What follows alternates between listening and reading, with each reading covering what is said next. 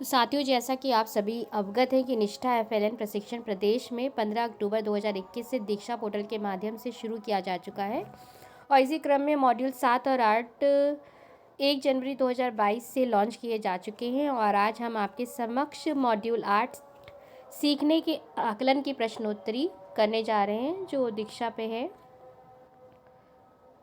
और हम इसके प्रश्न उत्तर देख लेते हैं।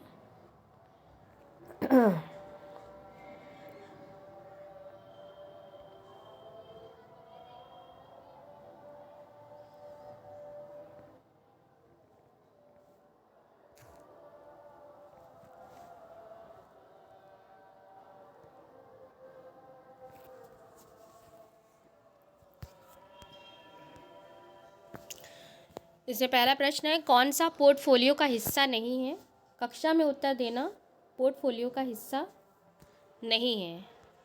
अगला प्रश्न है, गतिविधियों में बच्चों की सक्रिय संलग्नता प्राप्त करने के लिए प्रमुख है 360 डिग्री।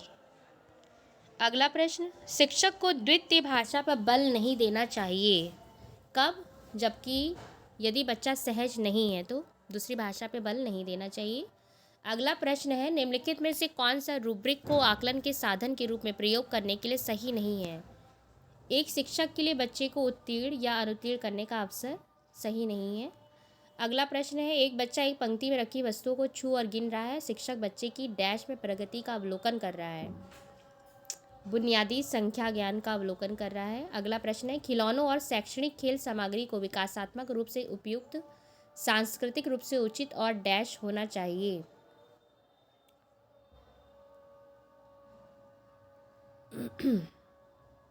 इसमें तीसरा ऑप्शन है, सभी बच्चों की रुचियों से जुड़ा और सीखने के प्रतिफलों से संयोजित। इसमें चौथा ऑप्शन भी यही है। हम इसमें तीसरे ऑप्शन पे सभी बच्चों की रुचियों से जुड़ा और सीखने के प्रतिफलों से संयोजित पे क्लिक कर रहे हैं। अगला प्रश्न है, 360 डिग्री रिपोर्ट कार्ड में शामिल होगा। दूसरा ऑप्शन है, एक बच्चे के व्यक्तित्व के सभी पहलू। अगला प्रश्न है हमारा, बच्चे विविध पृष्ठभूमियों से आते हैं और विविध प्रकार के अवलोकन एक वास्तविक विस्तृत आंकड़ा प्रदान करते हैं जिस पर शिक्षक कर सकता है। इसका सेकेंड ऑप्शन, बच्चों के लिए साक्षरता और संख्या ज्ञान प्रवीणता स्तर में सुधार लाने के लिए चिंतन और उपयुक्त योजना का विकास सही ऑप्शन है। नेक्स्ट है, शिक्षक को सकारात्मक होना चाहिए डैश के लिए प्रत्येक बच्चे के सीखने के लिए। अगला प्रश्न है हमारे, छोटे बच्चों के एफएलएन के लिए सीखने और विकास के अवलोकन और आकलन के लिए निम्नलिखित तकनीक की आवश्यकता होती है। चौथा ऑप्शन है इसका सही, विविध उपकरण और आकलन की तकनीकें। अगला प्रश्न हम देख लेते हैं, पढ़ने का बहाना करने के लिए एक गतिविधि है बुनियादी साक्षरता। ये सही ऑप्शन विकल्प है इसका। अगला प्रश्न है हमारा, जब शिक्षक बच्चे से कहानी की पुस्तक का मुख्य आवरण और पीछे का आवरण दिखाने को कहता है तो शिक्षक डैश में प्रगति का अवलोकन और आकलन कर रहा है, बुनियादी साक्षरता का आकलन कर रहा है। अगला प्रश्न है, शिक्षण अधिगम युक्तियों में हास्य और मजा शामिल करने से सीखना बन जाता है सरल और बेहतर समझ के साथ प्रेरणादायक। ये ऑप्शन इसका सही है। अगला प्रश्न है, आकलन सूचना शिक्षक की एफएलएन पठन सामग्री का निर्णय और नियोजन करने में सहायता करती है।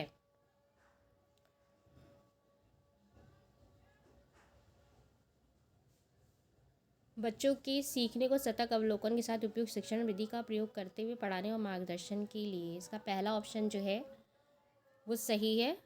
अगला प्रश्न देखते हैं, हम बुनियादी अवस्था में बच्चों को एफएलएन सीखने के लिए निम्न द्वारा प्रोत्साहित करते हैं। चौथा ऑप्शन है, खेल आधारित, गतिविधि आधारित, ठोस अनुभवों और खिलौने या खेल के माध्यम से प्रोत्साहित करते हैं। अगला प्रश्न है, शिक्षकों को आदर्श साक्षर बटे गणितीय व्यवहार की आवश्यकता होती है कब? गतिविधियों के लिए निर्देश देते समय। अगला प्रश्न है, बुनियादी और प्रारंभिक स्तर पर आने वाले बच्चों का आयु वर्ग क्या होता है? 3 से 11 वर्ष। किए हुए आकलन को अभिभावकों को संप्रेषित किया जाना आवश्यक है उपयुक्त पूर्व निर्धारित अंतराल पर। अगला प्रश्न है, गणित या हस्तकौशल क्षेत्र में नहीं होता पेंट और ब्रश। अगला प्रश्न, जब एक बच्चा खिलौनों को एक पंक्ति में सबसे बड़े से सबसे छोटे की ओर रख रहा हो तो शिक्षक वास्तव में बच्चे की डैश में प्रगति का अवलोकन कर रहा है। किस में प्रगति का अवलोकन कर रहा है? बुनियादी संख्या ज्ञान के तहत क्रमबद्ध करने का कौशल। अगला प्रश्न देखते हैं।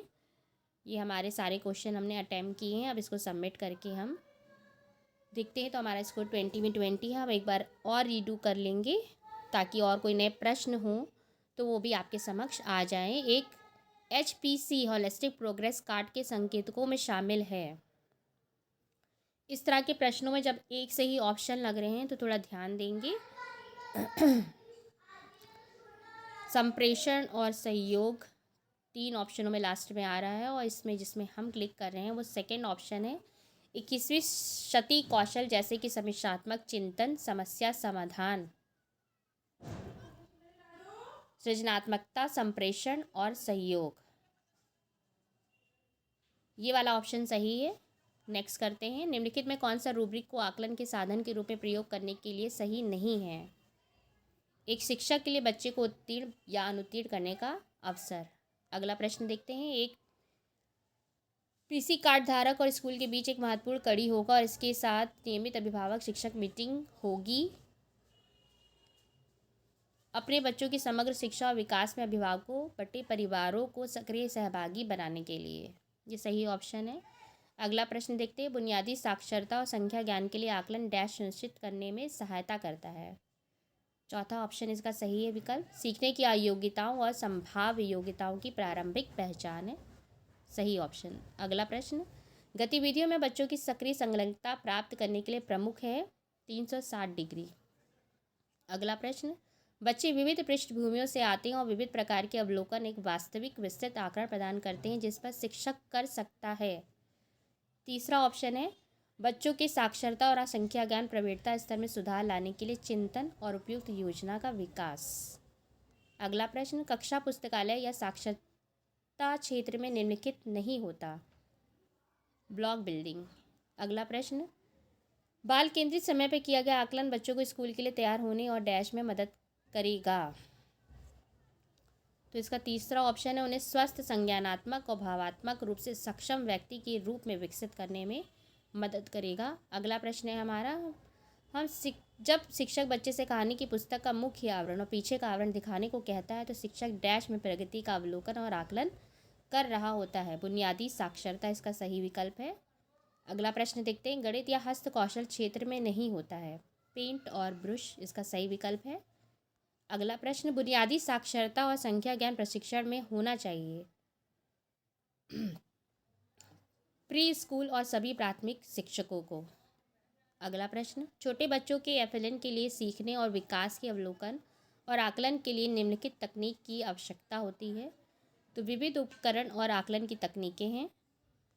अगला प्रश्न। खिलौनों और शैक्षणिक खेल सामग्री को विकासात्मक रूप से उपयुक्त, सांस्कृतिक रूप उचित और डैश होना चाहिए।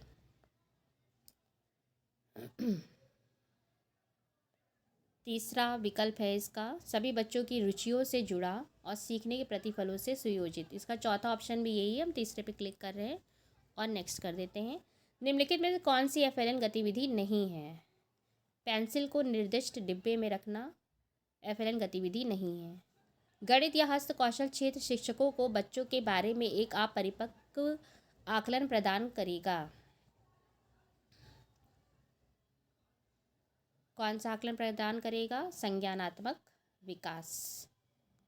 अगला प्रश्न है।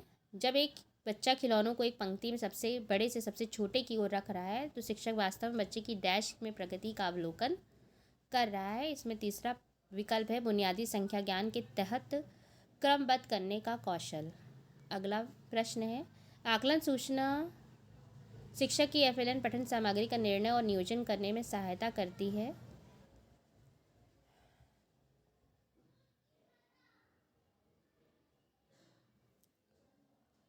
दूसरा ऑप्शन है बच्चों के सीखने को सतर्क अवलोकन के साथ उपयुक्त शिक्षण विधि का प्रयोग करते हुए पढ़ाने और मार्गदर्शन करने के लिए।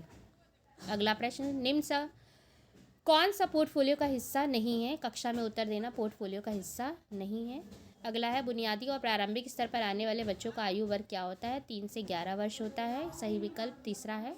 अगला प्रश्न देखते हैं, एफएलएन में शिक्षक बच्चों का सबसे अच्छा काम एकत्रित करता है और उसे एक फाइल फोल्डर में सीखने के प्रमाण के रूप में रखता है। फोल्डर को कहा जाता है पोर्टफोलियो। पहला ही ऑप्शन है, ये सही है।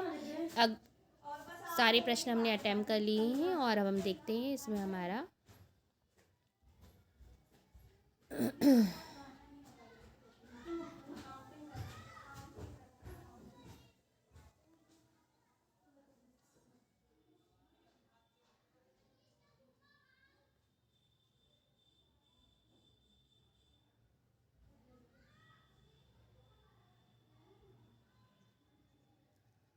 ये हमारा लास्ट अटेम्प्ट होगा, इसको हम कर लेते हैं।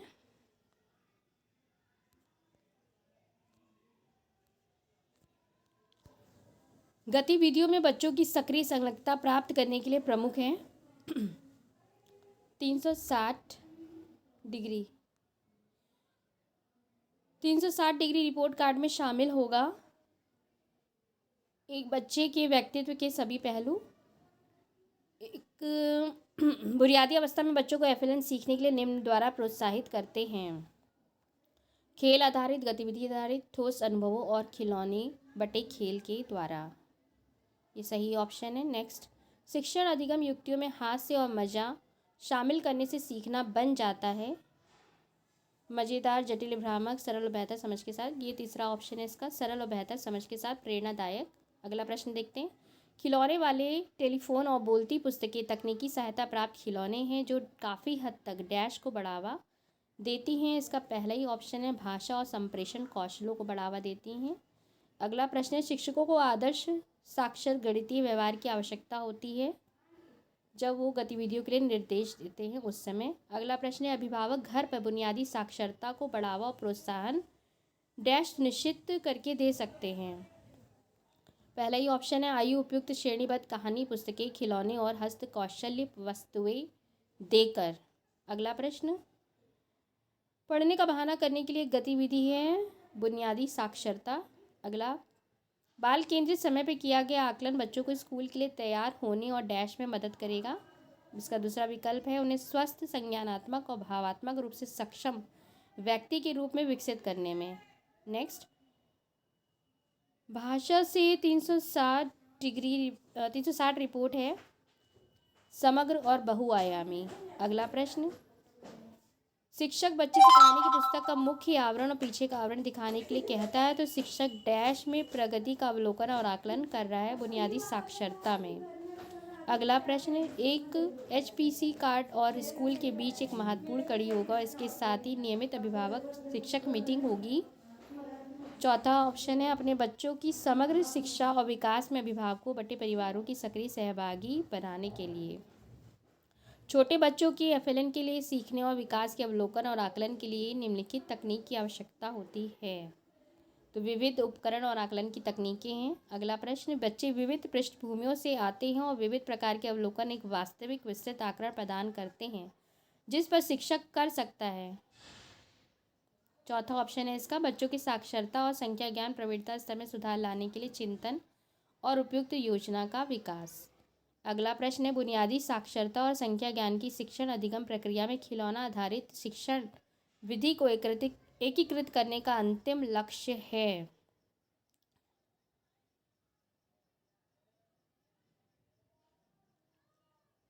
इसके चारों ऑप्शन अगर आप देख रहे हैं तो एक से ही लग रहे हैं।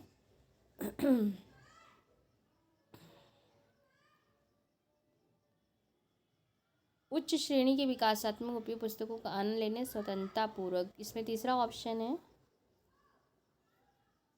बच्चों की समीक्षात्मक चिंतन, सृजनात्मक सोच, संवाद करने, उच्च श्रेणी की विकासात्मक उपयुक्त पुस्तकों का आनंद लेने, स्वतंत्रता पूर्वक अभिव्यक्त करने और समस्या समाधान करने में सहायता।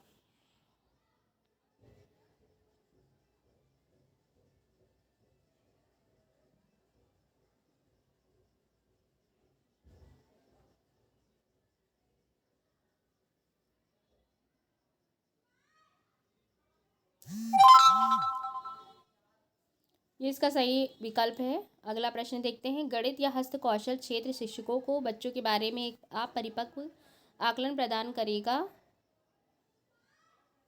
तो संज्ञानात्मक विकास में अगला है, निम्नलिखित में कौन सी एफएलएन गतिविधि नहीं है? पेंसिल को निर्दिष्ट डिब्बे में रखना। अगला प्रश्न, एफएलएन में आकलन का उद्देश्य है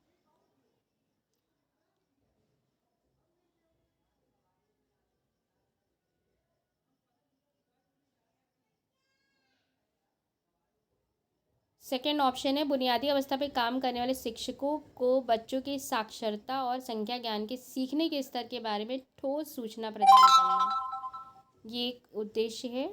अगला प्रश्न है, आकलन नियोजित, व्यवस्थित और संरचित होता हुआ डैश का अभिन्न अंग होता है? पाठ्यचर्या या पाठ्यक्रम का अभिन्न अंग होता है। अगला प्रश्न है हमारा, आकलन सूचना डैश के लिए आवश्यक है?